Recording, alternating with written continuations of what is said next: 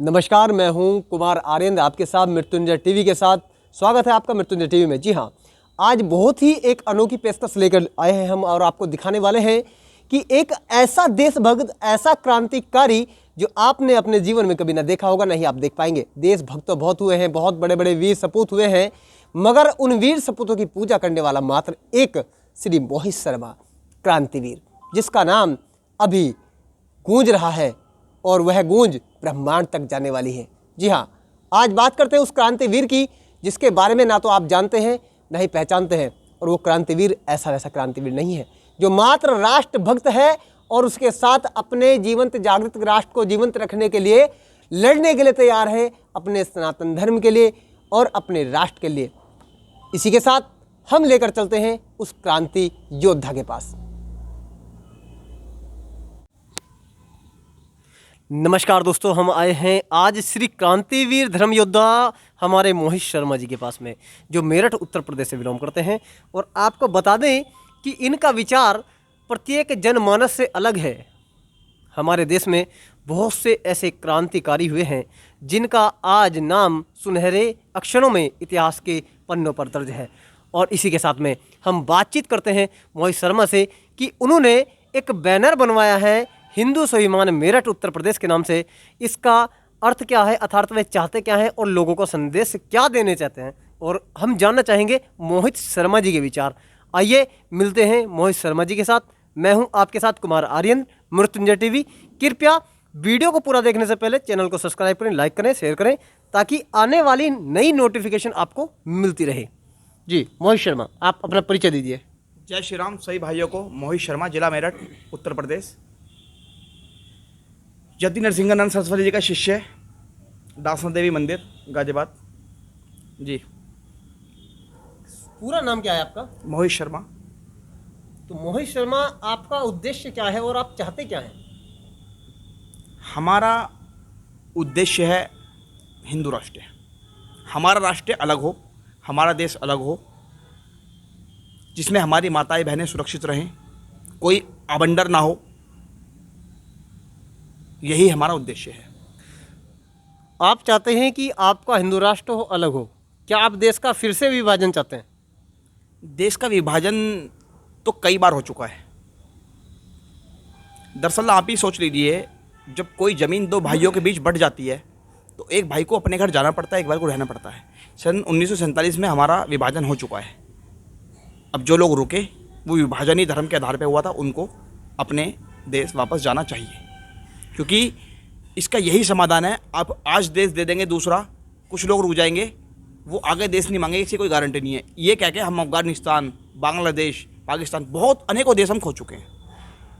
मगर हमारा भारत धर्मनिरपेक्ष है, तो इससे आपत्ति आपको क्या है? धर्मनिरपेक्ष किसने बनाया? कुछ राजनीतिक पार्टियां और कुछ देश के गद्दार, उन्होंने इसको धर्मनिरपेक्ष घोषित कर दिया। जब दो देश का विभाजन हुआ था, जब एक कंट्री, जो एक देश है जिसका नाम पाकिस्तान है, वो मुस्लिम राष्ट्र बनी, तो क्या हमारा देश हिंदू राष्ट्र नहीं बना था? क्योंकि ये जो विभाजन हुआ था ना, ये धर्म के आधार पे ही हुआ था। यदि ये विभाजन धर्म के आधार पर हुआ था तो उसी वक्त 1947 में पंडित जवाहरलाल नेहरू की और महात्मा गांधी के द्वारा ये किया हुआ कृतज्ञ उन्होंने तभी क्यों नहीं सोचा? उन्हें तभी कर देना चाहिए था। भारत को हिंदू राष्ट्र करना चाहिए था। और जैसे कि पाकिस्तान अभी इस्लामिक देश है, तो तभी उन लोगों ने क्यों नहीं सोचा? भारत की जनता ने तभी आवाज़ क्यों नहीं उठाई? देखिए, ये तो बहुत गहरा विषय है, उन लोगों के बारे में हम कुछ कह भी नहीं सकते। मैंने आपसे पहले ही बताया, इस देश में गद्दारों की कमी कम नहीं रही। इस देश का अगर इतिहास गवाह है हमारा हज़ारों हज़ारों सालों का, इस देश का अगर किसी ने कुछ बिगाड़ा है तो गद्दारों ने बिगाड़ा है। बाहर के लोग हमारा कुछ भी नहीं कर पाए। आपस की फूट हमारी वही करवा पाई है। और उन लोगों के बारे में मैं कुछ ज़्यादा बोलना नहीं चाहता। आपका कहने का मतलब ये है कि वो जो लोग थे उस टाइम पे इतने भोले भाले थे कि वो कुछ भी नहीं जानते थे? ये चर्चा का विषय नहीं है, आप कुछ और पूछिए। ये हिंदू स्वाभिमान मेरठ आपने लिखा है, हिंदू स्वाभिमान। हिंदू स्वाभिमान का क्या मतलब है और क्या अर्थ है इसका, बताइए। हिंदू स्वाभिमान, ये जो आप जानते होंगे, हमारी लड़ाई सदियों पहले से चलती आ रही है। मैं कह रहा हूँ युगों से चलती आ रही है। तो हमारी लड़ाई धन, जमीन, जायदाद, पैसे की नहीं है, ठीक है ना ही हमारी लड़ाई देश की विदेश की है। हमारी लड़ाई ही स्वाभिमान की है। तो वो स्वाभिमान क्या है? स्वाभिमान का जीता जागता सबूत जो अमर है वो हमारी वीरांगना माँ भगवती पद्मिनी से बड़ा हमारा स्वाभिमान कुछ नहीं है, जिन्होंने हमारा स्वाभिमान जिंदा रखने के लिए 16,000 रानियों ने बलिदान दिया, जौहर कुंड में प्रवेश किया।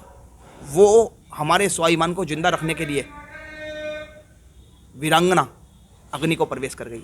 यही हमारा स्वाभिमान है और यही हमारा सम्मान है। आपका कहने का मतलब ये है कि जैसे कि अपने निजी नैतिकतावाद, समाजवाद और शिक्षावाद, अपने मौलिक अधिकारों को अपने दिमाग में रिवाइज करके और रिमाइंड करके आगे बढ़े और अपने आदर्शवादों को कहीं भी किसी के सामने ना झुकने दें, वही आपका स्वाभिमान है। क्या यही है?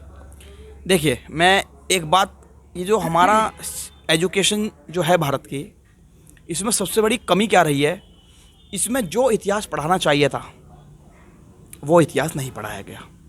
इस बात को आप कैसे कह सकते हैं? तो बताइए आप मेरे को, किरण देवी का इतिहास कौन सी चैप्टर में है, बताइए। यानी कि आपका कहने का मतलब ये है कि जो शिक्षा मंत्री हमारे 1947 से बाद में बने हैं, तो उन्होंने इसमें ऐसा कोई चैप्टर लागू नहीं किया है? अच्छा, एक उन्होंने चैप्टर लागू किया है, अकबर ग्रेट के नाम से एक चैप्टर है। अकबर ग्रेट कहाँ से था मेरे को ये बता दीजिए। जो कई हजार लोग जैसलमेर में, जिन पे उन्होंने जजिया के लिए उनकी हत्या करवा दी, कई हजार लोगों की। अच्छा, अकबर की बहुत अच्छी अच्छी बातें बताई जाती हैं। अकबर ये था, अकबर वो था, जोधा से प्रेम करता था।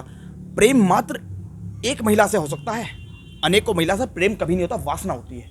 जो अनेकों महिला से की जाती है उसका नाम वासना होता है, प्रेम नहीं होता। यथार्थ प्रेम तो एक ही महिला, एक ही देवी के साथ हो सकता है, अनेकों के साथ नहीं। 1947 देश विभाजन के बाद, जैसे कि अभी हमें इन्होंने बताया है कि इन्हें हिस्ट्री जो है वो गलत तरीके से पढ़ाई गई है, तो इनका मानना है कि जो पहले शिक्षा मंत्री थे, 5 शिक्षा मंत्री हमारे इस्लामिक धर्म के लोगों में से निकल के आए हैं, उनके द्वारा गया जो इतिहास है, जो हमारा हिस्ट्री है, वो नहीं पढ़ाया गया है। देखिए, मैं आपकी ये बात छोड़ के एक बात कहना चाहता हूँ कि अकबर के बारे में बता रहा था अभी। अकबर का इतिहास अगर आपने पढ़ाया है, ठीक है, पढ़ाइए, अकबर का पढ़ाइए, मना किसने किया, पर उसकी पूरी बात लिखिए आप हिस्ट्री में। यही वो हमारी माता किरण देवी हैं, जो हमारी वीरांगना हैं, जिन्होंने अकबर को अपने चरणों के नीचे रख के, आप जानते भी होंगे पहले मियाँ बाजार लगा करता था, वो उन्होंने ही बंद करवाया था। उसको चरणों के नीचे रखा था और उसकी गर्दन पे कटार रखी थी। उनका इतिहास पढ़िए आप। तो क्या ये तस्वीर जो है किरण देवी की है? जी, ये हमारी भगवती। दर्शकों देख सकते हैं आप, इन्होंने बड़े ही स्वाभिमान के साथ गर्दन पर रखी कटार, तो अकबर को इस वीरांगना से मांगनी पड़ी अपनी जान की भीख। आप देख सकते हैं जहां अकबर नीचे है और हाथ में कटार है किरण देवी के, और वो सीने पर उसके पैर रखे हुए हैं और अपने स्वाभिमान के लिए, अपने आत्मसम्मान के लिए वो इन लोगों से लड़ रही हैं। मीना बाजार को बंद करवाने का इन्होंने यहाँ फोटो लगाया हुआ है। बीच में जो आपने स्वाभिमान अमर हमारा, पद्मिनी बलिदान अमर तुम्हारा, इसके बारे में आप क्या कहेंगे? इसके बारे में मेरा अपनी माताओं बहनों से, भारत की सभी, एक ही कहना है कि माता भगवती पद्मिनी, जिन्होंने अपना बलिदान दिया हमारे सम्मान स्वाभिमान के लिए, और बलिदान देकर वो अमर हो गई, तो सभी बहनों से यही कहता हूँ, माता पद्मिनी, किरण देवी, और ये माता हमारी हांडी रानी, भगवती हांडी रानी, इन्होंने जब इनके पति युद्ध में जा रहे थे, इनकी विवाह को 7-8 दिन ही हुए थे, इनके पति युद्ध में जा रहे थे, तो इन्होंने अपना शीश काट के उनको भेंट स्वरूप दिया, इसलिए जिससे कि उनका पत्नी मोह ना हो और वे अपने धर्म से ना डिग जाएं, मोह में आके युद्ध में उनका ध्यान ना लग पाए। इसलिए उन्होंने अपने स्वामी से कहा कि मैं अपना शीश काट के उनको देती हूँ, जिससे कि आप पत्नी मोह त्याग के युद्ध में अपना कर्तव्य पूरा करें और धर्म की रक्षा करें। देखिए, जैसे कि अभी आपने मोहित शर्मा जी के विचार सुने हैं, श्री मोहित शर्मा क्रांतिवीर जी ने जो अभी हमें बताया है, जो धर्म योद्धा हैं और अपने इतिहास को लेकर बहुत ही ज़्यादा चिंतित हैं, अपने हिंदू धर्म के प्रति जागरूक हैं और स्वाभिमान के लिए लड़ रहे हैं। मेरा कहना यही है आप सभी लोगों से, आप भी श्री मोहित शर्मा जी के विचारों से सहमत हैं तो कमेंट में हमें ज़रूर बताएं। और हम अब बात करते हैं सामने जो ये बाबा हैं, श्री यति नंद गिरी जी महाराज, क्या आप इनके बारे में बताएंगे? जी, ये हमारे, प्रणाम करता हूँ, गुरु जी हैं। गुरु जी क्या हम कह सकते हैं, ये हमारे सेनापति हैं, हमारे सेना के मार्गदर्शक हैं ये। हम इन्हीं के मार्गदर्शन पे चलते हैं। श्री यति नरसिम्हानंद गिरी जी महाराज, महामंडलेश्वर जूना अखाड़ा, ये हमारे गुरु हैं। और ये हमारी यति माँ चेतनानंद सरस्वती जी महंत शिव शक्ति डासना मंदिर, ये महंत है शिव शक्ति डासना मंदिर की आजकल, और बहुत बड़ी एडवोकेट भी रही हैं। ये हमारे गुरु जी का परिचय है और हम इनके शिष्य हैं। बस इतना ही हमारा परिचय है और इतनी हमारी पहचान है। इसमें आपने लिखा है कृपया लव जिहाद से सावधान। लव जिहाद से क्या है? लव जिहाद किसी ने ये कह के किया है या कुछ ये अपना एक एजेंडा है, मिशन है, क्या चीज़ है? जी, हमारे प्रिय भाई व बहनों को सूचित किया जाता है कि किसी भी शहर के स्कूल, कॉलेज या यूनिवर्सिटी की अन्य बहन बेटी को कोई व्यक्ति परेशान करता है तो हमारे नीचे दिए गए नंबरों पर तुरंत संपर्क करें, अतः आपकी पहचान गुप्त रखी जाएगी। अर्थात मैं समझा नहीं कुछ, इसका क्या क्या संदेश देना चाहते हैं आप? ये जो विषय मैं आपको बताने जा रहा हूँ और अपनी माताओं बहनों तक ये बात पहुँचाना चाहता हूँ।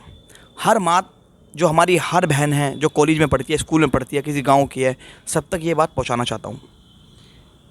देखिए, लव जिहाद क्या है पत्रकार महोदय? लव जिहाद एक एजेंडा है जो हिंदू बेटियों को फंसाने के लिए, उन्हें धर्म से डिगाने के लिए, उनकी हत्या करने के लिए इसको यूज़ किया जाता है।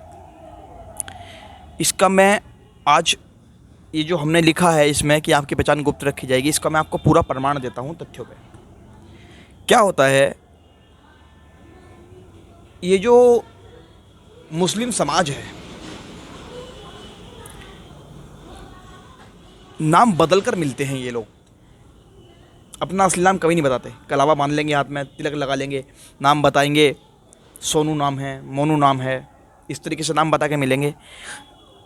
इनकी ट्रेनिंग चलती है। ये ट्रेनिंग क्या है कि आप हिंदू बेटियों को फंसाओ। ऐसी अनेकों वीडियो आई हैं हमारे पास, अनेकों बेटियां ऐसी आई हैं। अभी कुछ 1 महीने पहले ही हमारा एक मुद्दा था मेरठ का, उसमें एक बेटी की उंगलियां मिली हैं कटी हुई। और अचंभे की बात यह है, लड़का उससे अमन बन के मिला था। मेरठ का लड़का है, लुधियाना की वो लड़की थी, उसको भाग लिया है वहाँ से, अमन बन के उससे मिला। यहाँ पे आकर पता चला उसका नाम तो कोई मुस्लिम नाम है, इमरान है कुछ है। और यहाँ पे आकर जब उस लड़की ने धर्म परिवर्तन करने से मना किया तो उसकी हत्या कर दी गई, निर्मम हत्या कर दी गई, उसकी शरीर को उसके काट दिया गया। तो आज मैं अपनी सभी माताओं बहनों से बात करना चाहता हूँ और माताओं बहनों को इनकी पूरी रणनीति समझाना चाहता हूँ। इस बात पे मैं 2 मिनट का समय लूँगा, ज़्यादा कोई दिक्कत नहीं है ना। ये जो लव जिहाद है, ये एक ट्रेनिंग है जो कि मौलवियों के द्वारा, इस्लाम के, भारत के इस्लाम के द्वारा चलाई जाती है। ये नाम बदल कर मिलना बेटियों से, दरअसल जैसे कई 5 घर होते हैं, 5 घर में, ये जो आपके घर में, सबसे पहली बात बताऊंगा, कॉलोनी शुरुआत से करूंगा मैं आपको। ये जो घर में आपके कबाड़ी आते हैं ना कॉलोनियों में, इनसे बिल्कुल सावधान रहिए। और ये जो भीख मांगने आते हैं, भीख मांगने वाले जो आते हैं, जिनको आप भिखारी बोलते हैं, इनसे सावधान रहिए। क्योंकि बहुत सी कॉलोनियाँ ऐसी हैं जिनमें 10 घर 12 घर हैं। अगर वहाँ पे रोज़ कोई बंदा कबाड़ी जा रहा है, 10-12 घर में कोई कितना कबाड़ा दे देगा? वो सिर्फ और सिर्फ आपके घर की तहकीकात करने और रेकी करने जाते हैं और उनका कोई उद्देश्य नहीं है। 10-12 घर में उनको डेली कोई कबाड़ा देता नहीं है, ठीक है। उसके बाद जो शुक्रवार को इनकी मीटिंग होती है, जिसको शायद जुम्मा बोलते हैं, वहाँ पे कहते हैं जुम्मे की नमाज होती है, पर सारी मीटिंग की शुरुआत ही वहीं से होती है। देखो, एग्जाम्पल है जीता जागता आपके सामने। सऊदी अरब ने, पत्रकार महोदय, सऊदी अरब ने जो इनकी वो जमात जो होती थी, जमात, उसको बैन कर दिया है। सऊदी अरब खुद बोलता है कि जमात जो होती है वहाँ से, वो आतंकवाद का रास्ता है, आतंकवाद वहाँ से निकलता है। हम तो नहीं बोल रहे, सऊदी अरब बोल रहा है। अब बताइए आप क्या करेंगे? सबसे बड़ी इस्लामिक कंट्री, जहाँ से इस्लाम पनपा, जहाँ से इस्लाम शुरू हुआ, बताइए आप ऑब्जेक्शन उठाइए सऊदी अरब के ऊपर। तो ये मस्जिद में ट्रेनिंग होती है, इनको बताया जाता है कि कौन वहाँ पर जब कबाड़ी जाएगा वो सारी तहकीकात लगाएगा किस घर में कितनी बेटी हैं क्या है। उसके बाद ट्रेनिंग होगी, वहाँ पे लड़कों को ट्रेन किया जाता है कि जैसे कोई बेटी है उसका नाम निकिता शर्मा है, तो जो लड़का उसके आगे पीछे घूमेगा, बाकायदा बाइक सब चीज़ें उसको मस्जिद से दी जाती हैं, उसके आगे पीछे घूमेगा, अपना नाम बताएगा, सोनू शर्मा या मोनू शर्मा, कलावा बांधेगा, तिलक लगाएगा, ठीक है। तो आजकल आप जानते होंगे हमारी बेटी थोड़ी भ्रमित है। आजकल लव मैरिज में कोई बच्चे आजकल हमारे ज़्यादा विश्वास करते हैं, अरेंज मैरिज से अच्छा लव मैरिज में विश्वास करते हैं, और इसका ये अज्ञान का बहुत बड़ा एक कारण ही है। तो बेटी सोचेगी कि बिरादरी का है, चलो कोई बात नहीं है, भाई को, पापा को, मम्मी को, परिवार को मना लेंगे, शादी हो जाएगी लव मैरिज, क्योंकि धर्म का अपने है। दूसरी बात शर्मा है वो भी, हम भी शर्मा हैं। तो वहाँ पे क्या होता है ना, लड़की उसके साथ उनका दोनों का अफेयर, प्रेम आगे बढ़ जाता है, चल जाता है। तो कुछ हमारी महिलाओं के साथ, बहनों के साथ ऐसा होता है कि ये देखो, एक चीज़ समझनी पड़ेगी पहले आपको, जो हमारी माताएं बहनें इस वीडियो को देख रही हैं, ये बात सत्य है कि आप प्रेम कर रहे हो उनसे, पर वो लोग आपसे प्रेम नहीं कर रहे, वो लोग आपसे एक रणनीति बना के, एक साजिश के तहत आपसे मिलते हैं और वो उसी पे काम करते हैं। तो आपको इनसे सावधान रहना पड़ेगा। दूसरा, जब उन दोनों का अफेयर चल जाएगा, प्रेम चल जाएगा, तो क्या होता है, ये बहुत कम लोग जानते हैं जो बात मैं आपको बताने जा रहा हूँ आज। हालांकि मेरे को बतानी नहीं चाहिए, पर अब हमारी माता बहने की सुरक्षा की बात है, इसलिए मैं आपको बताने जा रहा हूँ। क्या होता है, प्रेम में वो लोग रिलेशन बन जाते हैं। रिलेशन बनना आज के टाइम में कोई बड़ी बात नहीं है, फिजिकल रिलेशन वो लोग बना लेते हैं। उसमें क्या होता है, बेटी को ये जहाँ तक याद आता है कि हम तुमसे शादी करेंगे, बेटी को लगता है वो लड़का हिंदू है, बिरादरी का है, हमारी धर्म का है हमारे, तो उसमें वो इंसान वीडियो बना लेता है उसकी, क्योंकि वो दिमाग में रखना, वो साजिश के तहत काम कर रहा है, वो उसकी वीडियो बना लेता है। वीडियो बनाने के बाद जब कुछ दिनों बाद, कुछ समय बाद बेटी को पता चलता है ये मुसलमान है। इस बात पे हमारे बहन बेटी ज़्यादा ध्यान दें जो मैं बोलने जा रहा हूँ, कि वो मुसलमान है। तो हमारी बहन बेटी उसको मना करती है, जो हमारी बहनें होती है कि तुम तो मुसलमान हो, तुमने धर्म छुपा के हमसे प्रेम किया। तो क्या होता है ना, वो लड़का फिर उसको ब्लैकमेल करता है कि देखो हमारे पास तुम्हारा वीडियो है, अगर तुम हमसे शादी नहीं करोगी तो हम इस वीडियो को वायरल कर देंगे, समाज देखेगा। अब देखो, इज्जतदार ख़ानदान के लिए यही बहुत है, अगर उनकी बदनामी होती है तो उनके लिए मृत्यु के समान है, बदनामी होना भी मृत्यु हुई है। तो बेटी के पास यहाँ पे कुछ लोग ये कहते हैं कि हिंदू लड़की मुस्लिम लड़कों के साथ भाग गई। मैं आपसे आज एक बार बताना चाहता हूँ, हर बेटी अपनी मर्ज़ी से नहीं भागती। मैं कहता हूँ भागती हैं, पर हर बेटी अपनी मर्ज़ी से नहीं भागती। कुछ बेटियाँ ऐसी भी होती हैं जो मजबूरी में उन्हें ये कदम उठाना पड़ता है। पता नहीं क्या मजबूरी उनकी रही होगी, बोलना तो बहुत आसान है, और जिनके उनके माँ बाप पे क्या बीती होगी।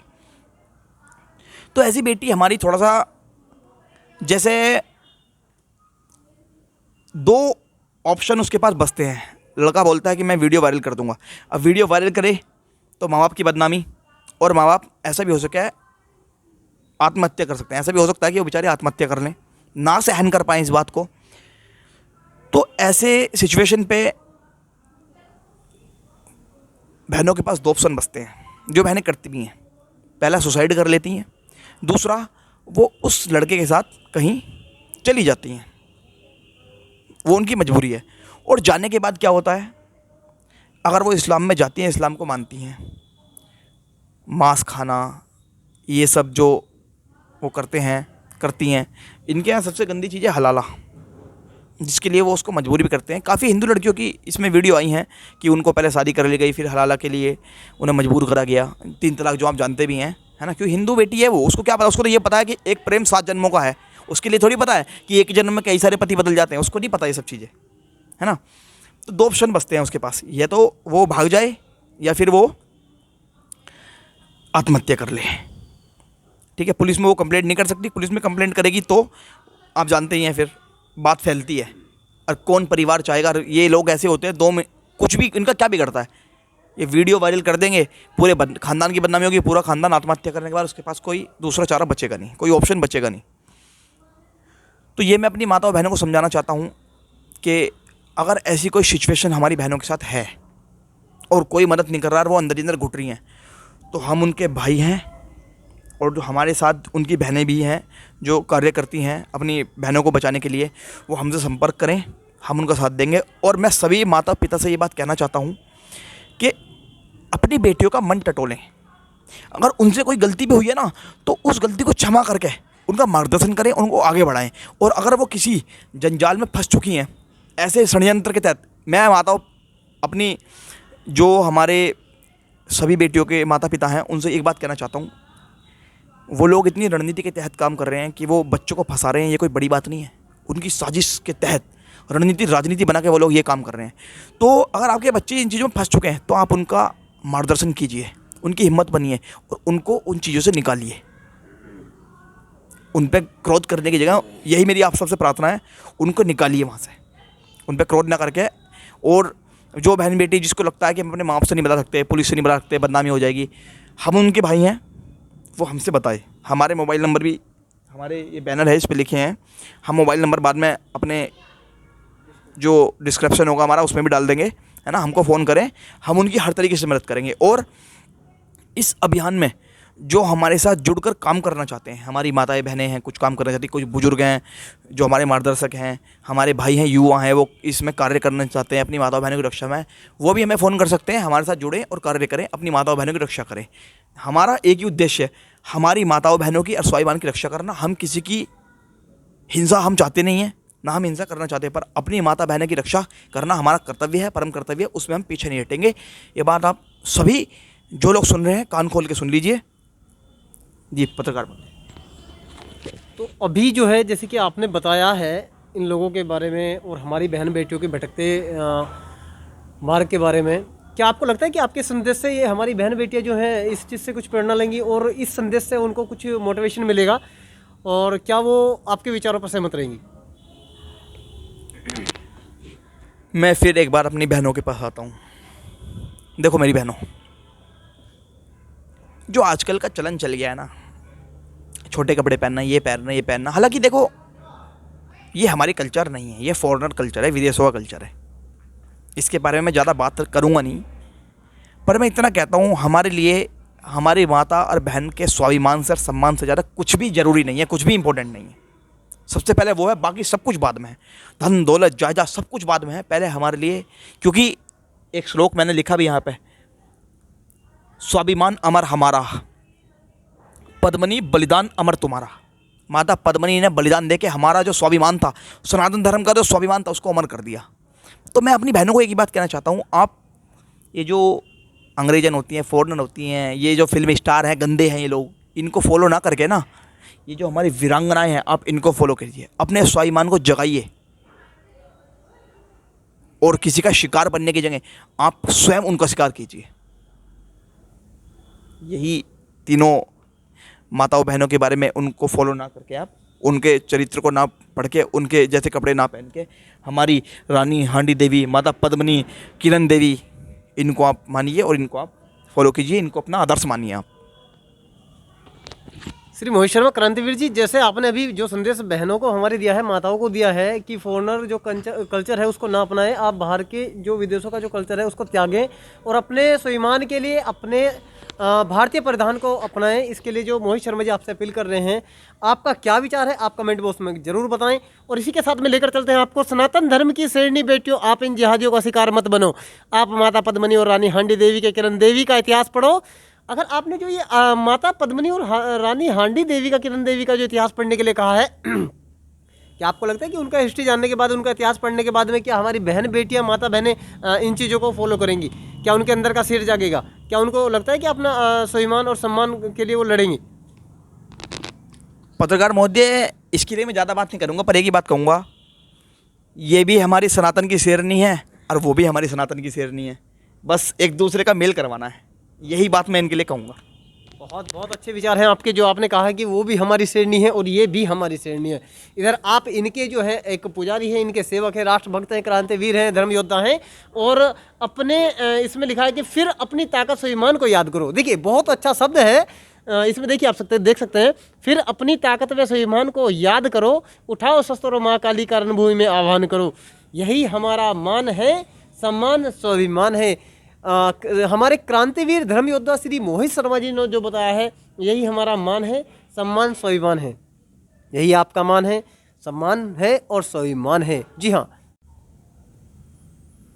देखिए, आपको श्री क्रांतिवीर मोहित शर्मा आपको एक संदेश देना चाहते हैं सभी भाइयों के लिए। माता के लिए जो संदेश दिया है बहुत ही उपयुक्त है और आपके जीवन में ये बहुत ही प्रभावशाली रहेगा, क्योंकि जो इनके विचार हैं वह लोक कल्याण और जन कल्याण के लिए हैं।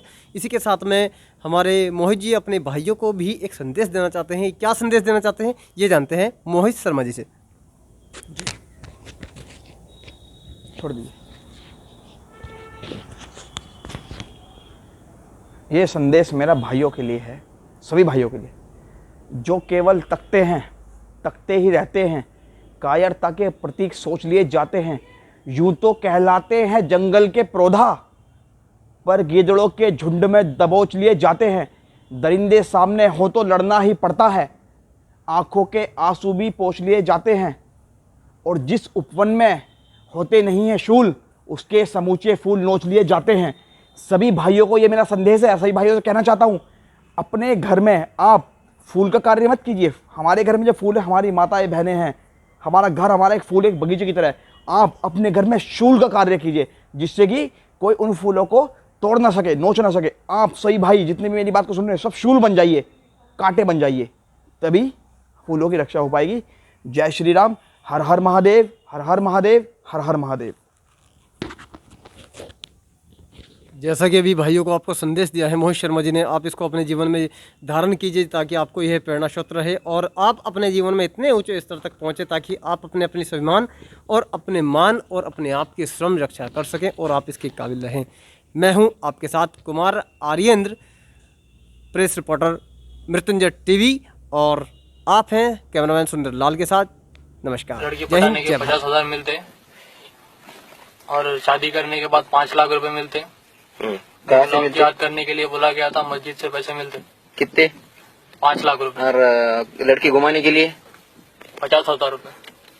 कब मिलते थे? गाड़ी देखो कहाँ से मिलती? गाड़ी मिली है, गाड़ी बड़ी सब उन्होंने अरेंज करके देते। और लड़की शादी कर रहा था, शादी करके साथ में रहने वाला था तू? लड़की के साथ शादी करने वाला था? नहीं, क्या शादी करने करके छोड़ देने वाला था। शादी करके छोड़ने वाला, फिर लड़की के साथ शादी, बच्चे पैदा करने के थे?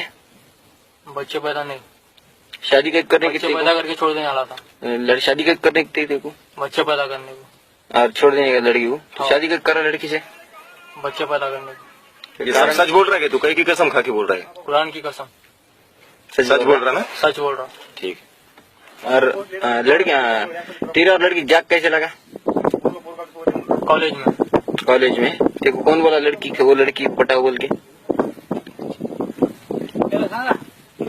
लड़की पटाने किसने बोला? मैं खुद पटाया। देखो पैसे की बात किसने करी? देखो मस्जिद से।